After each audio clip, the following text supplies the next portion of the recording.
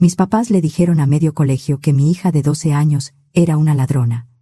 Perdió a sus amigas, la dejaron fuera del grupo representativo de danza y dejaron de invitarla a cumpleaños. Así aprende a respetar, dijo mi mamá. Entonces hice una llamada a la abogada que había trabajado con mi abuelo. Y lo que mis papás creían tener bajo control empezó a venirse abajo. Yo solo me fui una semana. Eso me repetía mientras manejaba de regreso a la casa de mis papás, en Querétaro, con el tráfico de salida de escuelas y oficinas encima. Una semana. 7 días. Un viaje de trabajo. 2 abuelos que llevaban meses insistiendo en que querían pasar tiempo especial con su nieta. Debí sospechar desde el principio. Cuando mi mamá dice convivir, casi siempre quiere decir corregir. Como si mi hija fuera una niña mal criada a la que había que enderezar. La luz de la entrada estaba prendida. Las cortinas cerradas. Todo se veía normal. Con esa normalidad incómoda de las casas donde algo pasó y nadie quiere decirlo. Mi mamá abrió la puerta con la sonrisa que reservaba para las visitas. Esa sonrisa de todo está bien, aunque se esté cayendo el techo. Marcela, dijo, demasiado alegre. Mi papá apareció detrás de ella con su cara de siempre. Sereno, seco, como si nada en la vida lo sorprendiera porque hacía años había dejado de escuchar de verdad. Y entonces vi a Valentina. Mi hija no corrió hacia mí. No brincó. No empezó a contarme 1000 cosas, como hacía siempre cuando pasábamos unas horas separadas. Se quedó parada junto al pasillo, con la mirada baja, agarrando su mochila de danza con las 2 manos. Se me apretó el estómago. «Hola, mi amor», dije, tratando de sonar tranquila. «Te extrañé muchísimo». Valentina me abrazó, pero su cuerpo estaba rígido. No era el abrazo de mi hija. Era un abrazo obediente, de esos que un niño da cuando sabe que los adultos lo están mirando. Mi mamá me tocó el brazo. «Está cansada». Fue una semana pesada. Miré bien a Valentina. Tenía los ojos apagados, la boca apretada. Esa expresión de los niños que están haciendo todo lo posible por no llorar frente a nadie. «Gracias por cuidarla», dije por costumbre. En mi familia una daba las gracias primero y después averiguaba qué había pasado. «Claro», respondió mi mamá. «Para eso está la familia». Mi papá asintió. «Maneja con cuidado». Y eso fue todo. Ni una explicación. Ni un «pasó algo». Ni un «hay algo que debes saber». Solo la sonrisa falsa de mi mamá. El gesto seco de mi papá y mi hija parada ahí como si hubiera envejecido en 7 días. Me dije que esperaría hasta estar en el carro. Subimos. Encendí el motor. La luz interior se apagó.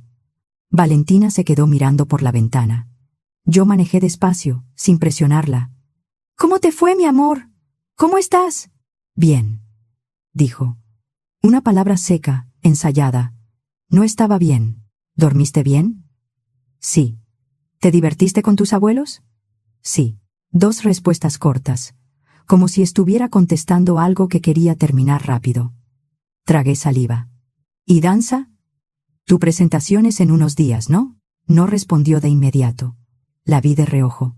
Tenía las manos cerradas alrededor de la correa de su mochila. Luego dijo, muy bajito, «Ya no estoy en el grupo».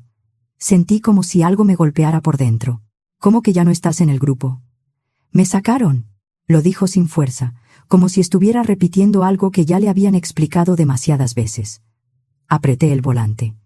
«¿Por qué te iban a sacar?» No contestó. «Valentina», dije más suave. «¿Qué pasó?» Silencio. La avenida seguía tranquila frente a nosotras. Ella no me miraba. «Háblame, mi amor. Puedes decirme lo que sea». Tragó saliva. «No quiero hablar de eso». Esa frase pesó más que «me sacaron». Valentina hablaba de todo. Del ruido del refrigerador, de los aretes de una maestra, de una niña que respiraba muy fuerte en matemáticas. Si no quería hablar, era porque estaba cargando algo demasiado grande. Seguimos en silencio. Entonces intenté tocar un tema normal. Cualquier cosa que pudiera traerla de vuelta. «¿Ya tienes regalo para Inés?» «Su cumpleaños es el sábado, ¿no?» La mandíbula de Valentina se tensó. «No voy a ir». «¿Cómo que no vas? Llevas semanas hablando de esa fiesta». «No estoy invitada». Las palabras fueron pequeñas. El golpe, enorme. Sentí el pulso en la garganta. «¿Por qué no estás invitada?» No respondió. Mantuve la voz tranquila. Por dentro estaba entrando en pánico. Llegamos a casa. Hice cena porque una madre puede calentar tortillas y poner agua en la mesa mientras siente que todo se le desarma. Valentina se sentó. Comió unos bocados sin hambre. No habló. No pidió nada. Después de unos minutos dejé el tenedor. «Ya, dime qué pasó». Ella miró su plato. Sus hombros subieron y bajaron, como si intentara mantener todo encerrado. Luego se le quebró la cara. «La abuela dijo que yo robé». Se me heló la piel. «¿Qué?». Valentina se limpió la cara con la manga, enojada por estar llorando. «Le dijo a la gente que soy una ladrona». Mi mente tardó en aceptar la frase. «¿Por qué diría eso tu abuela?». «Por Isa». «Claro. Isa. La hija de mi hermana Lorena. La nieta favorita. La niña a la que todo se le perdonaba antes de que terminara de hacer algo mal». Valentina empezó a hablar y ya no pudo detenerse. Isa no encontraba sus zapatillas de danza. Las necesitaba para la presentación. Se puso a llorar y dijo que yo se las había quitado. Sus manos se cerraron sobre la mesa. Yo no las tomé, te lo juro. Ni siquiera me acerqué a sus cosas. Me incliné hacia ella. «Te creo. Sigue». Todo pasó desde el segundo día que te fuiste. Cuando regresamos a la casa de los abuelos, la abuela y el abuelo entraron a mi cuarto. Lo imaginé de inmediato. Mis padres parados frente a mi hija, en un cuarto que no era suyo. 2 adultos convencidos de que su autoridad valía más que la verdad de una niña. Me dijeron que yo las había robado, susurró. Que lo hice para arruinarle la presentación a Isa, porque quería sobresalir más que ella. La voz se le rompió en sobresalir. «No hice nada, mamá. Yo no hice nada. ¿Y tú qué les dijiste?». «Que no fui yo. Que no sabía dónde estaban. Pensé que me iban a castigar y ya». Soltó una risa chiquita, sin alegría. «Me castigaron. Pero luego fueron al colegio». Se me secó la boca. «¿Fueron a tu colegio?». Asintió. Le dijeron a la maestra Andrea, a la coordinadora, a varias mamás. Casi no podía respirar. «¿Qué les dijeron?». «Que yo le robé las zapatillas a Isa. Que soy una ladrona». Miré la pared de mi cocina, intentando entender cómo mis papás habían sido capaces de hacerle eso a una niña. «¿Y las zapatillas? ¿Aparecieron?». «Sí», dijo, limpiándose la cara. «Dijeron que aparecieron después, en la casa de los abuelos. Estaban cerca de la entrada, junto a la mochila de Isa. Me las enseñaron. Pero yo no vi cuando las encontraron. Solo las levantaron y dijeron que eso probaba que yo las había regresado escondidas». Me miró con desesperación. «Mamá, yo nunca las toqué. No sé cómo llegaron ahí, pero no fui yo». Le creí. No tuve que pensarlo. Entonces bajó la mirada. Me dejaron fuera de la presentación, según mientras se aclaraba. Dijeron que no era castigo formal, pero todos saben que me sacaron. Sus dedos empezaron a jalar un hilo de su sudadera, y todos empezaron a verme raro, como si yo fuera peligrosa. Pasaron unos segundos. Inés ya no me habla. Me quedé inmóvil. Inés había estado en mi casa 1000 veces. Había dejado ligas de pelo en el baño, vasos a medio tomar en la mesa, risas en la sala. No era solo una compañera. Era parte de la vida de mi hija. «Inés», repetí. Valentina asintió. Dijo que si le hice eso a Isa, se lo podía hacer a cualquiera. Lo dijo sin lágrimas, como si estuviera repitiendo una frase que le habían obligado a aprenderse. Dejé el trapo de cocina sobre la barra. «Gracias por decírmelo», dije. «Ya entendí». Tomé mi teléfono y llamé a mis papás. Mi mamá contestó al segundo tono. «Hola, Marcela». No saludé. «¿Qué hicieron?». Hubo una pausa. Luego suspiró, como si yo estuviera exagerando. «¿De qué hablas? ¿Fuiste al colegio a decir que mi hija robó?». Su voz se endureció. Valentina robó las zapatillas de Isa. Me temblaban las manos. «¿Cómo lo sabes?». Isa no las encontraba. Y luego aparecieron en la casa, junto a la entrada. Eso no prueba nada. Tal vez Isa las dejó ahí. Tal vez se le olvidaron. Mi mamá soltó un ruido de desprecio. «Isa no haría eso». «Entonces no sabes. Solo lo asumiste y la hundiste sin una prueba». La voz de mi papá apareció en la línea, baja e irritada. «Sí sabemos». «No. Ustedes decidieron que sabían». Mi mamá habló con ese tono de mujer ofendida que usa cuando quiere parecer razonable. Marcela, aunque no las hubiera tomado, esa niña necesita aprender respeto. Me quedé quieta. ¿Qué dijiste? Que necesita aprender respeto, repitió. Ya se estaba creyendo demasiado. Del otro lado de la mesa, Valentina había dejado de comer. ¿Fuiste al colegio?, dije. Les dijimos lo que pasó. Tenían derecho a saber. No sabían lo que pasó. Inventaron una historia. Mi papá cortó, seco. Ya lo manejamos. ¿Manejarlo? ¿Así le llamas a humillar a una niña? Esto no es un juzgado, Marcela, dijo mi mamá. No, respondí. Es la vida de mi hija. Mi mamá no se suavizó. Si no aprende ahora, después va a ser peor. Colgué. La cocina quedó en silencio. Valentina me miró como si necesitara saber qué iba a pasar ahora. Dejé el teléfono sobre la mesa. En una semana, mis papás habían hecho un daño que Valentina iba a cargar mucho tiempo, y yo ya no iba a dejarlos manejarlo a su manera. La obsesión por el respeto no empezó con unas zapatillas perdidas. Empezó conmigo. Cuando creces en una familia como la mía, aprendes a hacerte pequeña sin darte cuenta. Mi hermana Lorena siempre fue la favorita. De niña no sabía explicarlo, pero lo veía en todo. Una vez, en la cena, mi papá me preguntó cómo me había ido en la escuela. Empecé a contestar. No grité. No fui grosera. Solo respondí. Me interrumpió a media frase. No interrumpas. Me quedé callada. Él me había preguntado, y yo estaba contestando. Minutos después, Lorena interrumpió a mi mamá para contar una historia. Mi mamá se rió. ¿Qué seguridad tiene esta niña? Ahí entendí algo que nadie decía en voz alta: las reglas cambiaban según cuál hija estuviera hablando. Eso siguió hasta adultas. A Lorena la celebraban. A mí me corregían. A ella la justificaban. A mí me administraban. Cuando me divorcié, necesité ayuda. No porque quisiera depender de mi familia, sino porque la vida cuesta. El trabajo no espera, las cuentas tampoco, y a veces una solo intenta no caerse frente a su hija. Mis papás ofrecieron apoyo. Lo hicieron en voz alta, frente a todos, como si fueran santos. Yo acepté, porque quería que Valentina tuviera familia. Después Valentina creció y el patrón pasó a las nietas. Isa se volvió el centro. Mi mamá suavizaba la voz cuando decía su nombre. Mi papá llegaba temprano a sus presentaciones y tarde a las de Valentina. Los errores de Isa tenían explicación. Los aciertos de mi hija necesitaban ser moderados. La primera vez que Valentina quedó en mejor lugar que Isa fue en una evaluación del grupo de danza del colegio. La maestra Andrea leyó los lugares para la presentación intercolegial. Valentina obtuvo un puesto mejor, no porque alguien se lo regalara, porque practicaba hasta que le dolían las piernas. Por un segundo pensé que mis papás se sentirían orgullosos. Mi mamá se me acercó y me susurró: no se lo restriegues a Isa, es muy sensible. Lorena asintió. Dile a Valentina que sea humilde. Nadie le dijo a Isa que fuera generosa. Solo le pidieron a mi hija que se hiciera menos. Y luego estaba mi abuelo, don Ernesto, el papá de mi mamá. El único adulto de esa familia que me hacía sentir que podíamos existir sin pedir perdón. Cuando Valentina practicaba en la sala, él se sentaba a verla con atención. Le preguntaba qué estaba aprendiendo. Le celebraba el esfuerzo, no la atención. La trataba como persona. Murió 3 años antes, cuando Valentina tenía 9. Después del funeral, les pregunté a mis papás si tenía que firmar algo o revisar algún papel.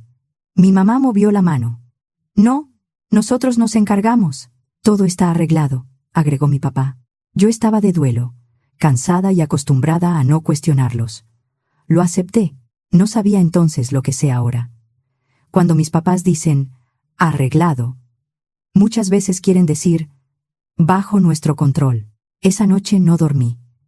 Escuché la respiración de Valentina al final del pasillo y pensé en lo rápido que la vida de una niña puede quedar marcada por adultos con buena reputación. A la mañana siguiente empecé a hacer llamadas. Llamé a la maestra Andrea, al colegio, a la mamá de Inés. Cada llamada fue una pared de palabras amables. Entendemos que estés molesta.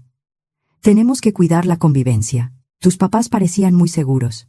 Por ahora es mejor que Valentina no participe hasta que se aclare. Era increíble cómo parecían muy seguros, podía reemplazar a una prueba. Valentina estaba en el sillón, con la capucha puesta, mirando a ninguna parte. Se sobresaltaba cada vez que mi teléfono sonaba. Ahí entendí que explicar las cosas con calma no bastaría. Necesitaba a alguien formal. Alguien que obligara a todos a poner por escrito lo que estaban diciendo. Alguien a quien no le importara lo encantadora que mi mamá podía ser en público. Entonces llamé a la licenciada Gabriela Ruiz, la abogada que había trabajado con mi abuelo. Él siempre hablaba bien de ella. Decía que era seria, de esas personas que no necesitan levantar la voz. Yo recordaba que había estado en varios trámites de don Ernesto, aunque nunca me explicó cuáles. Conseguí una cita. Llevé a Valentina conmigo. No para asustarla con asuntos legales, sino para que viera que no estaba sola. Los adultos no pueden destruir a una niña y luego decir que fue por su bien. La licenciada Ruiz nos recibió en una oficina sencilla, de esas que no intentan impresionar. Escuchó todo sin interrumpir. Valentina estaba sentada a mi lado, con las manos juntas sobre las piernas. Cuando terminé, la abogada asintió. Acusar a una menor de robo sin pruebas y difundirlo dentro del colegio es serio. Solté el aire. ¿Hay forma de detener esto? Sí, dijo. Podemos enviar requerimientos formales al colegio, para que entregue por escrito la razón de la separación del grupo de danza, y a tus padres, para advertirles que no pueden seguir difundiendo acusaciones sin sustento. Valentina levantó la mirada. ¿Consecuencias?, preguntó. La licenciada giró hacia mí. Marcela, ¿tus papás manejan algún trámite o documento relacionado con Valentina? Fruncí el ceño.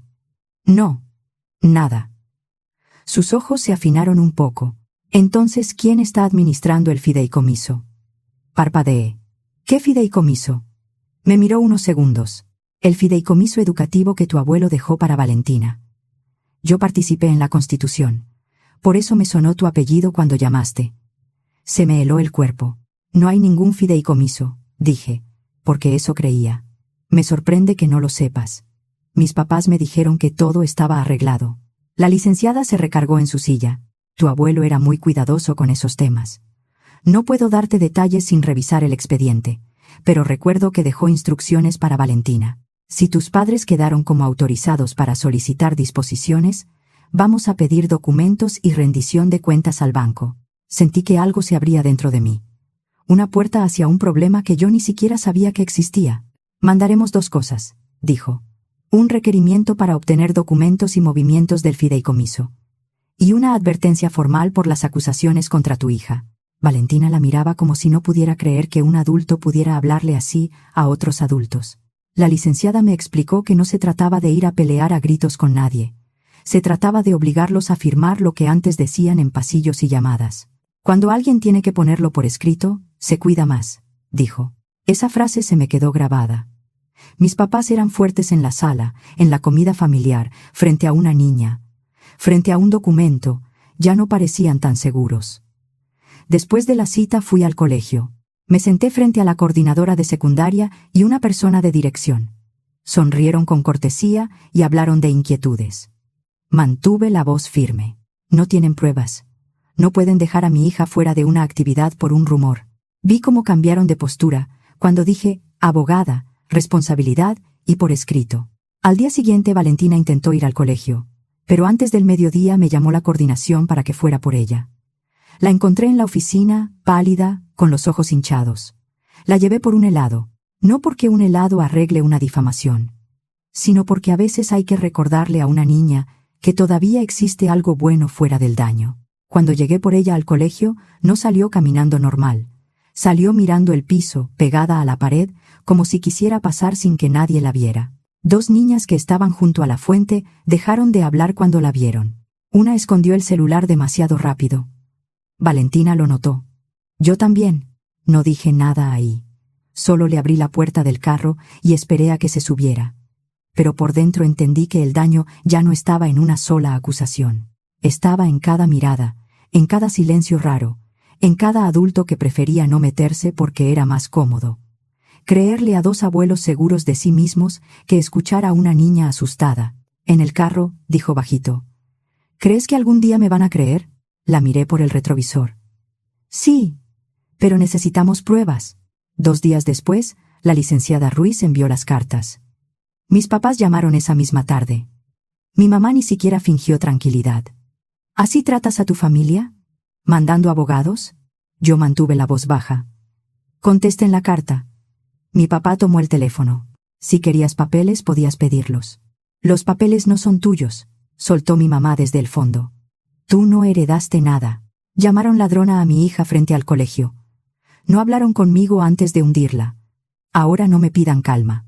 Mi mamá cambió al tono dulce que usaba para hacerme sentir exagerada. Estamos ocupados, Marcela. Tenemos vida. No tenemos tiempo para tus dramas. Mi hija tiene 12 años, dije, y la voz se me quebró. Y ustedes le destruyeron la vida en una semana. Así aprende a respetar, dijo mi mamá. Otra vez, como si fuera una oración. Contesten a mi abogada. Mi mamá bajó la voz. Si sigues por ahí, no vuelvas a buscarnos. Me quedé callada un segundo. Ustedes rompieron esto cuando fueron al colegio. Colgué. No contestaron de inmediato. Por supuesto que no. La gente como mis papás odia dejar rastro. En papel, ya no podían esconderse detrás de su reputación. Mientras tanto, la comunidad del colegio hizo lo que hacen esas comunidades cuando huelen un escándalo. Habló y luego escribió. Una mañana, Valentina entró a la cocina con el celular apretado en la mano. «Mamá», dijo con voz chiquita. «Mira». Era una publicación en un grupo de mamás del colegio. No decía el nombre completo de Valentina, pero todos sabían de quién hablaba. El texto hablaba de una niña que roba, de mí como una madre que no pone límites, y de cómo yo estaba usando abogados para intimidar a gente honesta. Debajo venían los comentarios. Si robó, que la castiguen. Qué miedo que siga en el colegio. Después una no sabe si puede dejar sus cosas cerca. Encima la mamá se hace la víctima. Sentí las manos frías. Valentina susurró. Creen que es verdad. Luego me enseñó una conversación de niñas del salón. Ladrona. Mentirosa. No dejen sus mochilas cerca. Su mamá está loca. Quiere demandar a todos. La respiración de Valentina se cortó. Yo no hice nada, dijo. Yo sé. La abracé. La dejé llorar contra mi blusa mientras yo miraba el celular y sentía que algo se me endurecía por dentro. Ya la habían intentado romper una vez. Ahora querían hacerlo con público. Valentina no fue al colegio ese día ni al siguiente. No la obligué. Repetía que su vida se había arruinado. Y a los 12 años eso se siente definitivo. Tomé capturas. Guardé publicaciones, comentarios, mensajes, audios y llamadas. Le mandé todo a la licenciada Ruiz. Ella respondió. No respondas públicamente. Vamos a agregarlo. Esa tarde apareció un mensaje privado de Isa en el celular de Valentina. ¿Podemos hablar? Luego otro. ¿Estás en el colegio? Valentina se quedó mirando la pantalla. No escribió nada. Después llegó otro mensaje. Por favor, ya no puedo dormir.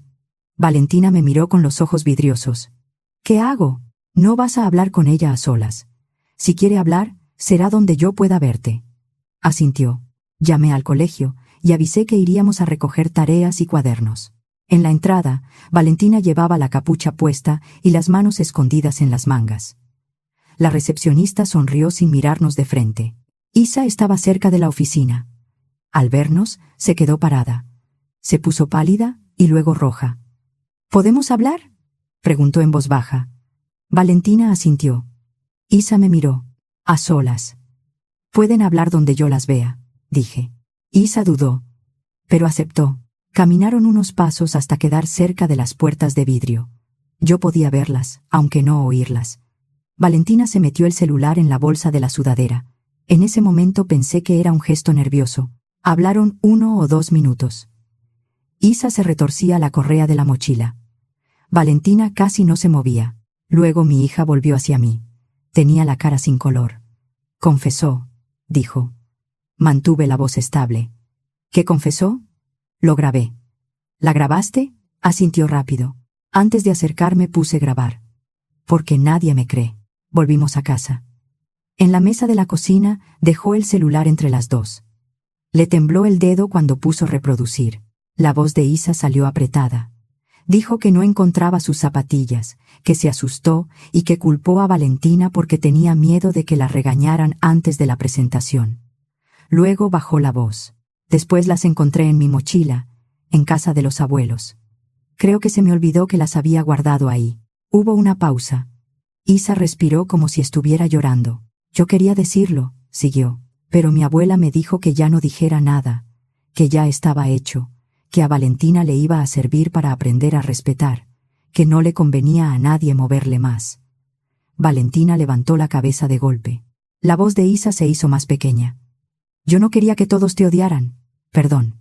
La grabación terminó. Valentina se quedó mirando el celular. La grabación la ayudaba, pero también le confirmaba lo que más dolía.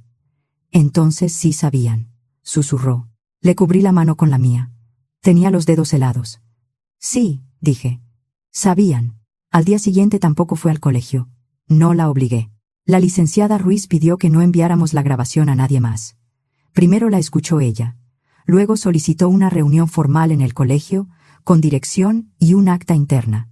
La subdirectora no me interrumpió cuando la pusimos. Se quedó quieta, con las manos cruzadas sobre el escritorio. Al terminar, tomó una hoja y dijo: «Esto tiene que quedar asentado. También vamos a citar a la familia de Isa. No hubo disculpa pública. No hubo reunión con todas las mamás. Solo una corrección fría. En pocos días, corrigieron el expediente interno de Valentina. La coordinación de actividades hizo lo mismo. La maestra Andrea llamó para decir que Valentina podía regresar al grupo representativo. Usó esa voz de quien intenta pedir perdón sin decir perdón. Cuando los adultos dejaron de tratar el rumor como evidencia, los niños empezaron a callarse. Las conversaciones se apagaron. Las publicaciones dejaron de moverse. Algunas amigas volvieron, torpes e incómodas. No todas. Y estaba bien. Valentina dejó de caminar como si esperara que alguien la empujara. Lo más difícil fue explicarle que regresar no significaba que todo volviera a ser como antes. Algunas personas iban a pedir perdón solo con la mitad de la boca. Otras iban a fingir que nunca dijeron nada. Y otras iban a actuar como si la víctima hubiera sido el escándalo, no ella. Le dije que no tenía que aceptar a todos de vuelta. Que una disculpa no borra una semana de miedo. Isa se cambió de colegio antes de que terminara el semestre. No hubo explicación, solo ausencia. Después vino la parte que mis papás pensaron que nunca saldría a la luz. La licenciada Ruiz no consiguió todo de un día para otro. Primero llegaron copias incompletas. Después, estados de cuenta, luego, documentos que mis papás habían retrasado con pretextos. En las semanas siguientes, la revisión del fideicomiso confirmó lo que ella había sospechado desde el principio. Don Ernesto había dejado alrededor de 850,000 pesos para la educación y el futuro de Valentina. No era dinero para que ella lo gastara como quisiera. Era protección. El documento permitía usar recursos para colegiaturas, actividades, materiales, terapias y formación artística, pero con comprobantes reales. Valentina no había recibido ese beneficio, ni clases pagadas desde ahí, ni materiales, ni apoyo para su danza. Mientras tanto, mis papás habían ido sacando dinero. Aproximadamente 360,000 pesos. Lo llamaban anticipos, gastos, apoyos, ajustes. No había comprobantes serios, no había transparencia, no había una explicación razonable. Cuando la revisión siguió el rastro, se puso peor. Parte del dinero cubrió gastos de mis papás. Otra parte terminó beneficiando a Lorena e Isa. Clases, pagos atrasados, deudas pequeñas que nunca debieron salir de ahí. Ese dinero era para Valentina. Y durante años lo habían usado para cubrir gastos que no eran de ella. La licenciada también encontró una cláusula de conducta. No era que una acusación cualquiera pudiera quitarle derechos a mi hija, pero un reporte formal por robo o conducta deshonesta grave sí podía usarse para restringir ciertos apoyos, retrasar disposiciones o justificar que otros siguieran decidiendo por ella. El reporte del colegio no bastaba por sí solo, pero si lograban dejar una mancha en su expediente, podían presentarla después como argumento para mantener el control. Ahí entendí la dimensión real de lo que habían hecho. Mis papás no solo habían castigado a una niña, habían encontrado la forma de usar esa mentira para seguir controlando todo. La licenciada Ruiz presentó todo sin gritos, solo documentos, fechas y movimientos. Mis papás tuvieron que reponer el dinero para evitar un problema legal mayor. No lo tenían. Tenían casa, pero no liquidez. También tenían deudas, gastos atrasados, intereses, y una vida sostenida más por apariencia que por orden. Pidieron ayuda a Lorena. Ella dijo que no era su problema, aunque parte del dinero también había beneficiado a Isa. Entonces, vendieron la casa. No vendieron solo por los 360,000 pesos. Esa deuda destapó otras. La casa era lo único que podían convertir en dinero antes de que el problema creciera. La misma casa donde mi mamá le había dicho a una niña de 12 años que tenía que aprender respeto. La misma sala donde mi papá había asentido mientras una mentira se convertía en castigo. Se mudaron a una casa rentada que antes habrían mirado con desprecio. El dinero volvió al fideicomiso. El saldo fue restaurado. La administración cambió. Ahora yo soy quien autoriza cualquier trámite relacionado con Valentina. Mi hija no puede tocar ese dinero todavía. No necesita tocarlo. Lo que necesitaba no era poder gastarlo. Lo que necesitaba era que alguien la protegiera. La caída social de mis papás fue más silenciosa que la acusación, pero más permanente. Las invitaciones dejaron de llegar. Varias llamadas quedaron sin respuesta. Las personas que habían condenado a una niña ahora preferían no hablar del tema. Yo corté contacto. Sin anuncio. Sin última pelea. Dejé de contestar llamadas. Dejé de explicar. Dejé de ir. Valentina todavía tiene días difíciles. Días en que recuerda. Días en que ciertos pasillos se sienten más largos de lo normal. Días en que una mirada la regresa a esa semana. Pero ya no baja la cabeza cuando alguien menciona lo que pasó. A veces eso es lo único que una madre puede devolverle a su hija, la certeza de que no estaba loca, de que no estaba sola, y de que la verdad, aunque llegue tarde, también puede proteger.